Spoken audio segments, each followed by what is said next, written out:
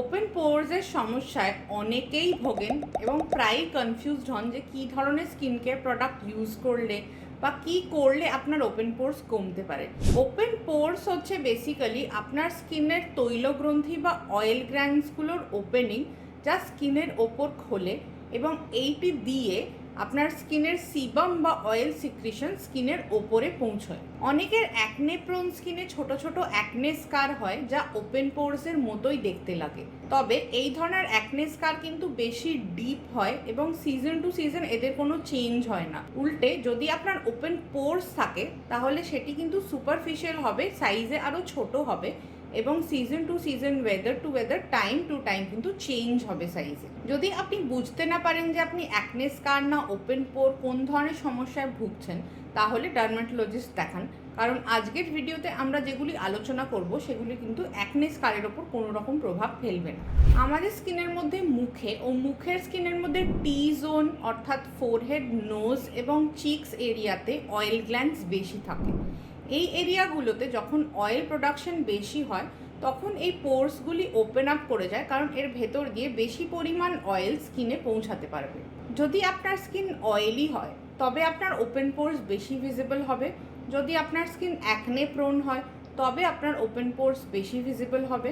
যদি আপনি ঠিকঠাক করে স্কিন কেয়ার না করেন তবে আপনার স্কিন প্রোটেক্টিভ মেকানিজম হিসেবে আরও অয়েল প্রডিউস করবে, এর ফলেও ওপেন পোরস বাড়তে পারে। এছাড়া বয়সের সাথে সাথে কোলাজেন ব্রেকডাউনের জন্য ওপেন পোরস বাড়তে পারে। যদি আপনার স্কিন খুব ড্রাই হয় বা আপনি ডিহাইড্রেশনে ভোগেন তাহলেও স্কিন প্রোটেক্টিভ মেকানিজম হিসেবে বেশি অয়েল তৈরি করে, এর ফলেও ওপেন পোরস বাড়তে পারে। আর একটা মোস্ট কমন কজ হচ্ছে সান exposure. Continuous UV light exposure হলে তার জন্য কিন্তু ওপেন পোরস বাড়তে পারে। ওপেন পোরস ইউজুয়ালি গরমকালে বেশি বোঝা যায়। আর যদি আপনার ওপেন পোরস থাকে এবং তার উপরে আপনি মেকআপ করেন তাহলে এই মেকআপ পার্টিকেলসগুলো ওপেন পোরসে গিয়ে জড়ো হয়, যার ফলে এগুলি আরও বেশি ভিজিবল হয়ে যায়। ওপেন পোরস কমানোর জন্য স্কিন কেয়ার রেজিমেন যদি আপনি তৈরি করেন তার দুটি ভাগ আছে। প্রথমেই হচ্ছে অ্যাক্টিভ ইনগ্রিডিয়েন্ট, যা অয়েল প্রোডাকশন কমাবে এবং ডাইরেক্টলি ওপেন পোরসের সাইজ কমাতে সাহায্য করবে। তাছাড়া হচ্ছে সাপোর্টিভ ট্রিটমেন্ট, অর্থাৎ বেসিক স্কিন কেয়ার রেজিমেনের মধ্যে সানস্ক্রিন, ক্লেনজার এবং ময়শ্চারাইজার, যা আপনার স্কিনকে হেলদি রাখবে। এর ফলেও কিন্তু ওপেন পোরস ইনডাইরেক্টলি কমতে পারে। স্কিন কেয়ার রেজিমেন নিয়ে আমরা অন্য ভিডিওতে অলরেডি আলোচনা করেছি, তাই এই ভিডিওতে আমরা শুধু অ্যাক্টিভ প্রোডাক্টসের লিস্ট দেখে নেব। শুরু করব মাইল্ড প্রোডাক্ট দিয়ে, আস্তে আস্তে যাব স্ট্রং প্রোডাক্ট। প্রথমেই হচ্ছে আমাদের সুপারস্টার ইনগ্রিডিয়েন্ট, সেটা হচ্ছে নায়াসিনামাইড। এটি সব ধরনের স্কিনে ইউজ করা যায়। মাইল্ড এবং জেন্টাল প্রোডাক্ট হাইড্রেশন ইমপ্রুভ করে, স্কিনের ব্যারিয়ারও রিপেয়ার করতে সাহায্য করে। আপনি শুরু করতে পারেন 5% নায়াসিনামাইড সিরাম দিয়ে, পরে 10% বা তার চেয়েও স্ট্রং নায়াসিনামাইড সিরামে আপনি যেতে পারেন। নায়াসিনামাইড সিরামের এক্সাম্পল হচ্ছে দি অর্ডিনারি নায়াসিনামাইড সিরাম, ফিক্সডার্মা পোর মিনিমাইজার সিরাম এবং ডার্মাকো নায়াসিনামাইড সিরাম। নায়াসিনামাইডের সাথেই হাতে হাত রেখে আরেকটি যে ইনগ্রিডিয়েন্ট যায় তা হচ্ছে হায়ালুরনিক অ্যাসিড। হায়ালুরনিক অ্যাসিডের মেজর কাজ হচ্ছে আমাদের স্কিনের হাইড্রেশন ধরে রাখা। এটি জল ধরে রেখে আমাদের স্কিনকে হাইড্রেট করতে সাহায্য করে, রেস্ট এবং হিল করতে সাহায্য করে, যার ফলে ওপেন পোরস কমে। হায়ালুরনিক অ্যাসিড সিরামের এক্সাম্পল হচ্ছে HA pure serum, L'Oreal Paris Revitalift serum with hyaluronic acid এবং ordinary hyaluronic acid plus B5 serum. এরপরে নেক্সট হচ্ছে alpha hydroxy acids like glycolic acid. যদি আপনার স্কিন একটু বেশি অয়েলি হয় এবং সেন্সিটিভ খুব বেশি না হয় তবে আপনি গ্লাইকোলিক অ্যাসিড ইউজ করা শুরু করতে পারেন। সেন্সিটিভ স্কিনে আগে নায়াসিনামাইড এবং হায়ালুরনিক অ্যাসিড দিয়ে শুরু করে পরবর্তীকালে স্ট্রঙ্গার ইনগ্রিডিয়েন্টসে যেতে পারে। গ্লাইকোলিক অ্যাসিড একটি জেন্টাল এক্সফোলিয়েন্ট, অর্থাৎ হালকাভাবে আপনার স্কিনের আপার লেয়ারকে এটি এক্সফোলিয়েট করতে পারে। বাড়িতে ইউজ করার সময় শুরু করবেন 1 to 2% দিয়ে, ক্রমাগত স্ট্রেংথ বাড়িয়ে বাড়িতে আপনি up to 10% glycolic acid use করতে পারেন। নায়াসিনামাইড এবং হায়ালুরনিক অ্যাসিড সিরামস জেন্টাল, তাই জন্য এগুলি আপনি ডেইলি বেসিসে ইউজ করতে পারেন। গ্লাইকোলিক অ্যাসিড ইউজ শুরু করবেন রাত্রিবেলা করে।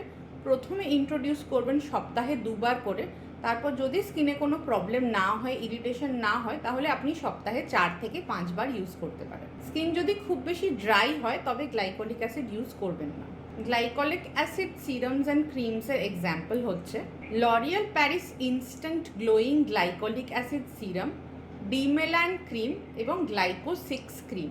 এরপরে নেক্সট ইনগ্রিডিয়েন্ট যেটি আপনি ইউজ করতে পারেন, স্পেশালি যদি আপনার অয়েলি বা অ্যাকনে প্রোন স্কিন হয়, তা হচ্ছে স্যালিসাইলিক অ্যাসিড। খুব ড্রাই স্কিনের ওপর স্যালিসাইলিক অ্যাসিড কিন্তু অ্যাভয়েড করতে হবে। এটি ডাইরেক্টলি অয়েল প্রোডাকশন কমায়। আপনি শুরু করতে পারেন অল্টারনেট ডে ইউজেজ দিয়ে, যদি প্রয়োজন হয় তবে ডেইলি ইউজ করতে পারেন, কিন্তু সঙ্গে অবশ্যই ময়শ্চারাইজার ইউজ করতে হবে। এটি আপনি দিনের বেলাও ইউজ করতে পারেন। এর এক্সাম্পল হচ্ছে জিটকের এস gel, Revela salicylic acid serum এবং deconstruct pore control serum with salicylic acid and niacinamide. এছাড়া ইউজ করতে পারেন অ্যাডাপালিন, যেটি একটি প্রেসক্রিপশন স্ট্রেংথ রেটিনয়েড। এটি আপনি ব্র্যান্ডস আপনার স্কিনের ডক্টরের থেকে জেনে নিতে পারেন। তাছাড়া এই রেটিনয়েড গ্রুপেই পড়ে আরেকটি ড্রাগ, আপনি ইউজ করতে পারেন রেটিনল। রেটিনলও ড্রাই স্কিনে ইউজ করা উচিত না, অয়েলি বা অ্যাকনে প্রোন স্কিনে ইউজ করতে পারেন এবং এটির অ্যাডেড অ্যান্টি এজিং বেনিফিটসও আছে। এটি ফাইন লাইন্স এবং রিঙ্কলস কমাতেও সাহায্য করে। যদি আপনার সেন্সিটিভ বা ড্রাই স্কিন হয় তবে আপনি সপ্তাহে 1 থেকে 2 বার রেটিনল দিয়ে শুরু করতে পারেন। একবার ইউজ টু হয়ে গেলে অল্টারনেট ডে বা কোনো কোনো ক্ষেত্রে ডেইলিও রেটিনল ইউজ করা যেতে পারে। এটিও অবশ্যই রাত্রিবেলা ইউজ করবেন এবং সঙ্গে ময়শ্চারাইজার ম্যান্ডেটরি ইউজ করতে হবে। এর এক্সাম্পল হচ্ছে যদি জেন্টল রেটিনল দিয়ে শুরু করতে চান তবে formula RX gentle retinol complex serum এবং একটু স্ট্রঙ্গার রেটিনলের জন্য ইউজ করতে পারেন ট্রুডার্মা রিজেন নাইট রিপেয়ার সিরাম। যদি এতে আপনার ওপেন পোর্স না কমে তবে ডার্মাটোলজিস্টরা আপনাকে ট্রেটিনয়েন ক্রিমেরও সাজেশন দিতে পারেন, কিন্তু ট্রেটিনয়েন ক্রিমের বিভিন্ন ধরনের সাইড এফেক্ট আছে, এটি পার্মানেন্টলি স্কিনকে ড্যামেজ করতে পারে। সেই জন্য ডার্মাটোলজিস্টের সঙ্গে পরামর্শ করে তবেই ট্রেটিনয়েন ক্রিম শুরু করবেন। অনেক সময় শুধু প্রোডাক্ট দিয়ে কিন্তু ওপেন পোর পুরোপুরি কন্ট্রোল করা সম্ভব না, সেক্ষেত্রে বিভিন্ন ধরনের ইন ক্লিনিক ট্রিটমেন্টস অ্যাভেলেবেল আছে। এর এক্সাম্পল হচ্ছে কেমিক্যাল পিলস গ্লাইকলিক বা স্যালিসাইলিক অ্যাসিড দিয়ে। এটি অবশ্যই মেডিকেল সুপারভিশনে ডার্মাটোলজিস্টের আন্ডারে করানো উচিত। কয়েক সপ্তাহ বাদ কয়েকটি সেশন করাতে পারেন ফর লং লাস্টিং রেজাল্টস। এছাড়া করা যেতে পারে কার্বন পিল বা লেজার টোনিং, এটিও মাল্টিপল সেশনস করাতে হয় এবং অবশ্যই ভালো জায়গায় ভালো ডার্মাটোলজিস্টের কাছ থেকে করাবেন। খুব এক্সট্রিম ওপেন পোরসের সমস্যা যাদের আছে তাদের ক্ষেত্রে মাইক্রো নিডলিং বা মাইক্রো নিডলিং রেডিও ফ্রিকোয়েন্সি আর একটা অপশন, যাতে স্কিনের মধ্যে ছোট ছোট নিডলস ফুটিয়ে কোলাজেন স্টিমুলেট করা হয়। এটি ওপেন পোর্স এবং অ্যাকনে স্কার দুটির ওপরেই কাজ করে এবং আপনার স্কিনের রাফনেসও ইমপ্রুভ করতে পারে। এই ধরনের প্রসিডিওরের জন্য অবশ্যই ডার্মাটোলজিস্ট ভিজিট করে আগে কনসাল্ট করবেন এবং একটি ভালো স্কিন কেয়ার রেজিমেন্ট ফলো করবেন। পোর্সের ব্যাপারে সবচেয়ে ইম্পর্টেন্ট পয়েন্ট যেটি মাথায় রাখবেন সেটি হচ্ছে পোর্স একটি নর্মাল ফাইন্ডিং, এটি কোনো অসুখ নয়। আপনি যাই ট্রিটমেন্ট করুন পোর্স কিন্তু টেম্পোরারিলি কমবে, পুরোপুরি আপনার স্কিন থেকে চলে যাবে না। এটি নর্মাল স্কিনের পার্ট, সেই জন্য এটির সাথে আপনাকে বাঁচতে শিখতে হবে এবং নিজের স্কিনের পোর্সকে অ্যাকসেপ্ট করে নিতে হবে। যদি খুব বেশি হয় তখন তার জন্য ট্রিটমেন্ট আমরা সাজেস্ট করেছি, কিন্তু অল্প স্বল্প ওপেন পোর্স কিন্তু পুরোপুরি কমানো যায় না।